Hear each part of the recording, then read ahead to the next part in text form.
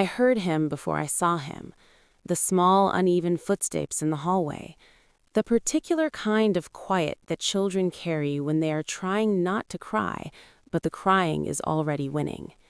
I was in the kitchen finishing the dishes when he appeared in the doorway, my 5-year-old son Eli, with his chin trembling and his eyes glassy and his small hands pressed flat against his thighs, the way he does when he is trying very hard to hold himself together.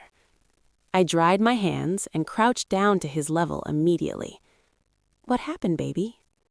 He opened his mouth, and because he has a stutter, has had one since he began forming sentences at 2.5, the words took a moment to come. He has never been ashamed of it. We had worked very carefully as a family to make sure of that. His stutter was simply part of how Eli spoke, part of who Eli was. We treated it with the same matter-of-fact normalness as his left-handedness or his preference for the color blue. But someone had made him ashamed of it today. "They were laughing," he said, "at the way I talk." Something moved through me in that moment that I do not have a clean word for. Not quite anger, not quite grief. Something that sat directly between the two and burned at the edges. "Who was laughing?" I asked quietly. He looked toward the living room. I took his hand. My sister Brenda and my mother had been visiting since that morning, a casual Sunday. Food, conversation, the children playing. My sister had brought her 2 kids, a 9-year-old and a 7-year-old. I had noticed them gravitating toward Eli throughout the day, which I had taken as a good sign. Children playing together. Normal Sunday noise. I had not been in the room when whatever happened had happened. I walked into the living room holding Eli's hand. My sister was on the sofa with her phone. My mother was in the armchair by the window. Brenda's 2 children were on the floor with a tablet between them. Everyone looked up when we walked in. I did not raise my voice. I had made a decision in the hallway that I was going to say what needed to be said at exactly the volume it deserved, which was not loud. Loud would have made it about my emotions. This needed to be about something else entirely. I looked at my sister's children first, then I looked at my sister. "Eli has just told me that he was laughed at today because of his stutter," I said. "In this house, by people who were guests in this house." My sister looked up from her phone. Her expression shifted. "I want to be very clear about something. Eli's stutter is not a joke. It is not a sound effect. It is not something that exists for anyone's entertainment. It is the way my son communicates with the world, and it is beautiful and it is his. And anyone who laughs at it is not welcome in our home." The room was completely silent. My mother had put down her cup. My sister's face had gone through several expressions and landed on something pale and uncomfortable. "I am not finished," I said, because I could see Brenda preparing to speak. "Your children took their cues from somewhere.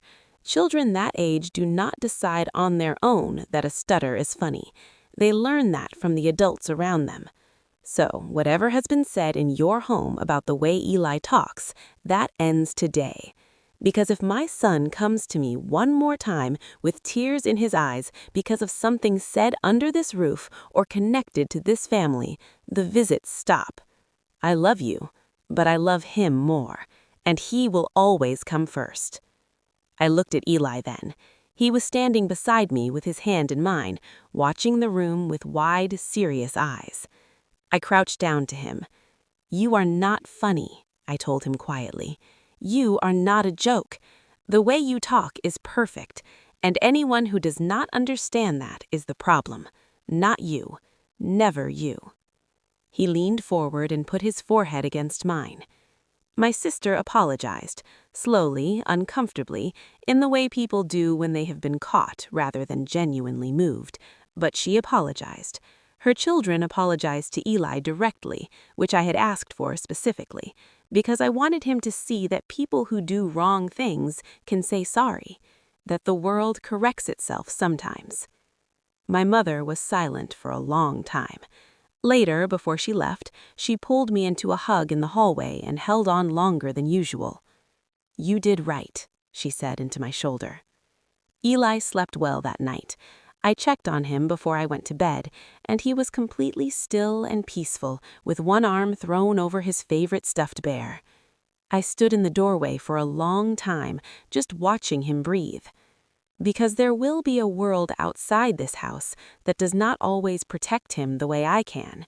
There will be classrooms and playgrounds and offices and rooms full of people who do not know his name or his story or how hard he works simply to say what he means. But he will go into that world knowing that inside this house he is not a punchline. He is the whole story. If this story touched your heart, please consider subscribing to this channel. Every subscriber helps me share more meaningful stories like this. Thank you so much for being here.